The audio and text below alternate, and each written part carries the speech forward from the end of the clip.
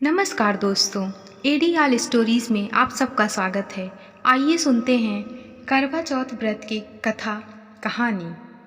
बहुत समय पहले की बात है। एक साहूकार के 7 बेटे और उनकी एक बहन करवा थी। सभी सातों भाई अपनी बहन से बहुत प्यार करते थे, यहाँ तक कि वह पहले उसे खाना खिलाते और बाद में स्वयं खाते थे। एक बार उनकी बहन ससुराल से मायके आई हुई थी। शाम को भाई जब अपना व्यापार व्यवसाय बंद कर घर आए तो देखा उनकी बहन बहुत व्याकुल थी।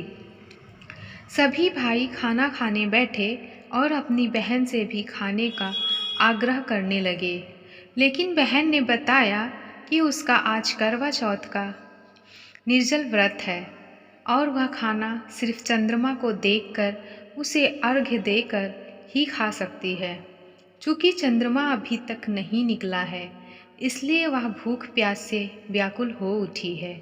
सबसे छोटे भाई को अपनी बहन की हालत देखी नहीं जाती और वह दूर पीपल के पेड़ पर एक दीपक जलाकर चलनी की ओट में रख देखता है। दूर से देखने पर वह ऐसा प्रतीत होता है कि जैसे चतुर्थी का चांद उदित हो रहा हो। इसके बाद भाई अपनी बहन को बताता है कि चांद निकल आया है, तुम उसे अर्घ्य देने के बाद भोजन कर सकती हो। बहन खुशी के मारे सीढ़ियों पर चढ़कर चांद को देखती है, उसे अर्घ्य देकर खाना खाने बैठ जाती है। वह पहला टुकड़ा मुंह में डालती है तो उसे छींक आ जाती है। दूसरा टुकड़ा डालती है तो उसमें बाल निकल आता है और जैसे ही तीसरा टुकड़ा मुंह में डालने की कोशिश करती है तो उसके पति की मृत्यु का समाचार उसे मिलता है। वह बौखला जाती है। उसकी भाभी उसे सच्चाई से अवगत कराती है कि उसके साथ ऐसा क्यों हुआ। करवा चौथ का व्रत गलत तरीके से टूटने के कारण देवता उससे नाराज हो गए हैं और उन्होंने ऐसा किया है। सच्चाई जानने के बाद करवा निश्चय करती है कि वह अपने पति का अंतिम संस्कार नहीं होने देगी और अपने सतीत्व से उन्हें पुनर्जीवन दिलाकर रहेगी। वह पूरे 1 साल तक अपने पति के शव के पास बैठी रहती है, उसकी देखभाल करती है। उसके ऊपर उगने वाली सुई नुमा घास को वह एकत्रित करती जाती है। 1 साल बाद फिर करवा चौथ का दिन आता है। उसकी सभी भाभियाँ करवा चौथ का व्रत रखती हैं।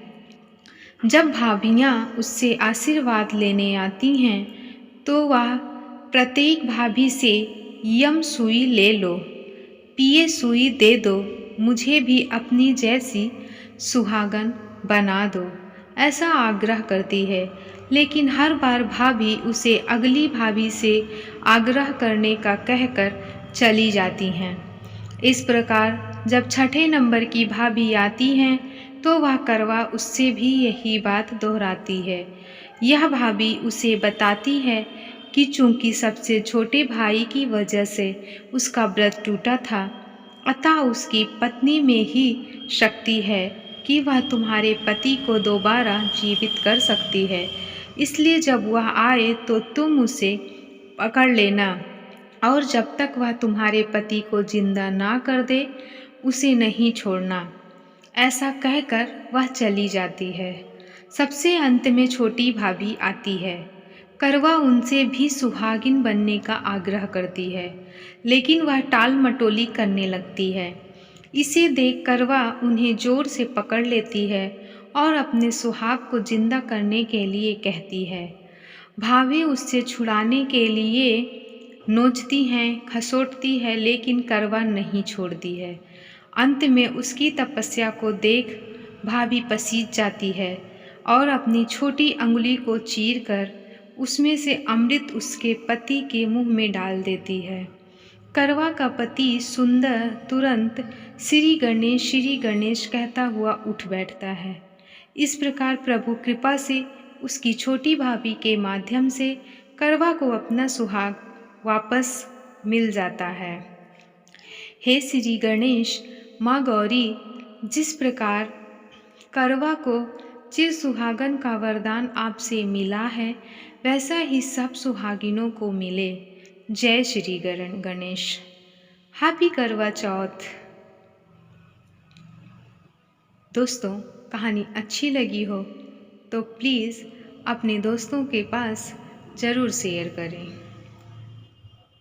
Like, share, subscribe.